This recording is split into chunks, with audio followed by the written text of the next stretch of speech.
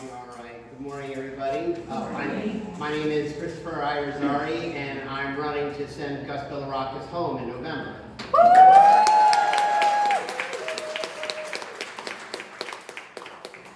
You have heard that before. That's like the best opening line. A little bit about myself. I born and raised in South Florida, 8-year Army veteran, fixed Blackhawks. I served in Korea, in Germany. After 8 years of doing that and a slight time with contracting and on the public sector, I signed up for and joined CIA in 2006 and just recently retired in September of 2024. I was ready to sit there and enjoy this next chapter of my life. I had plans. There was a whole bunch of birds I called a sewing circle that I was able to see out of my window there. I was going to get to know them all. And I was going to start this new chapter just being able to give my time to my family again, friends, and just see where the next adventure took me. Like I'm sure many of you in here, I was extremely disappointed about the results of the election, and then I was absolutely appalled by the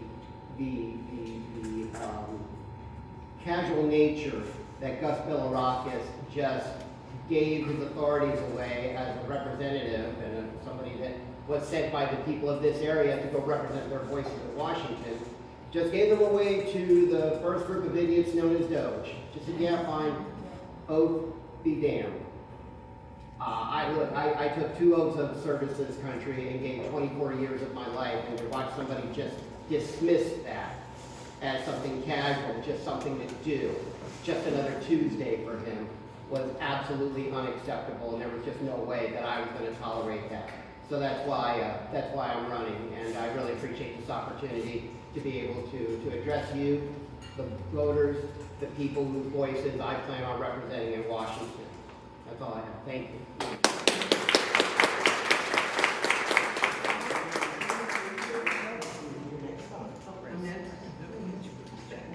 Well, I did have actually written thoughts, but I'm not sure I'm going to use them.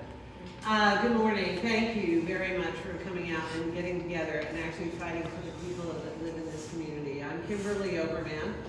I'll give you a little bit of history about me. I have lived in the Tampa Bay region and a serial volunteer or appointee or whatever you want to call people that actually get put into jobs that they don't get paid for. But I raised my family here. I had 2 sons. My son passed in 23. After I served 4 years in Hillsborough County as the county-wide county commissioner, served as the liaison on transportation-related issues and as the chair of the affordable housing issues. All issues that are critical to the families that live here, to your economy that lives here, and to the policies that are adopted not only locally in our counties, in Hillsborough County and Pasco, but also in Washington. I agree. The work that Doge has done to Florida is appalling. And the work that our current legislators that are in our incumbents has not done is also appalling. And what happened this week in terms of flipping over any opportunity for all of you to have a voice in Washington is also appalling. And I'm looking at that very carefully. Yes, Gus Bilirakis is a piece of work. So is Laurel Lee.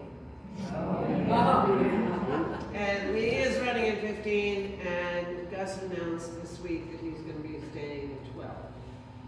That leaves the people who live in the Tampa Bay region with no choices about having you cared for, about your families thriving, and our communities doing well.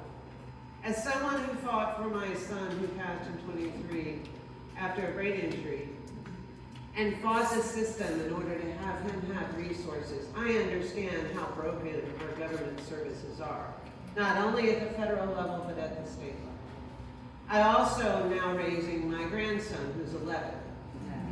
So I understand what parents are going through when they have the lack of resources to make sure their children have every opportunity to not only learn, but thrive.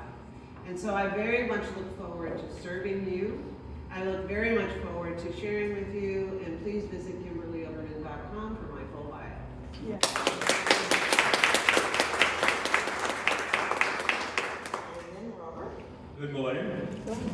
Thank you all for being here. My name is Robert People. That's my birth name, by the way. So I get that question a lot. I'm running for Congress for District 15 as well. And I'm a 21-year retired active duty Army veteran. Unlike Chris, I knew I was going to get on my wife's nerves probably after about a few minutes, so I gave 5 things to do right away. And this was probably a good, maybe that's why she was so anxious for me to go ahead and jump into this race. But seriously, I can point to a lot of reasons. You know, the question I get often is I can point to a lot of reasons as far as why I chose to get in this race. My wife and I, we both have 5 children together. I'm sorry, I said that completely backwards. We have 5 children in total, none together because they're all from our previous marriages. All of them are grown right now. So my daughter just turned 18 in December.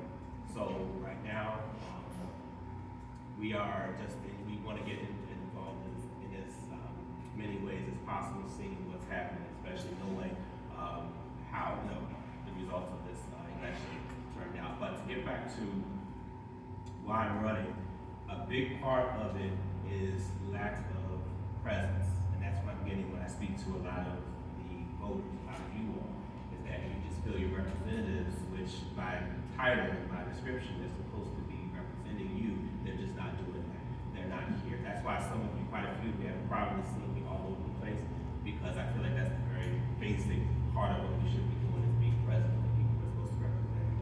But as of last year, another probably major reason came up as to why I'm going to, of course, continue with this race. We got into this.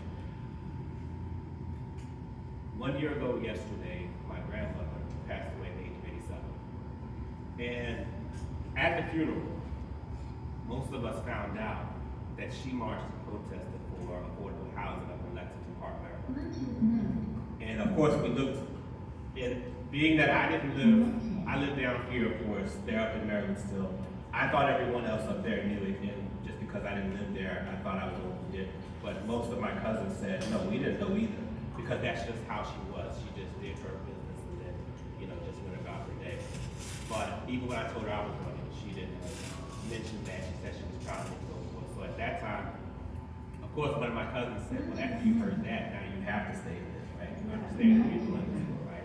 Along with everyone else. So that's definitely a part of those who came before me, my ancestors, but also those of you in here now. And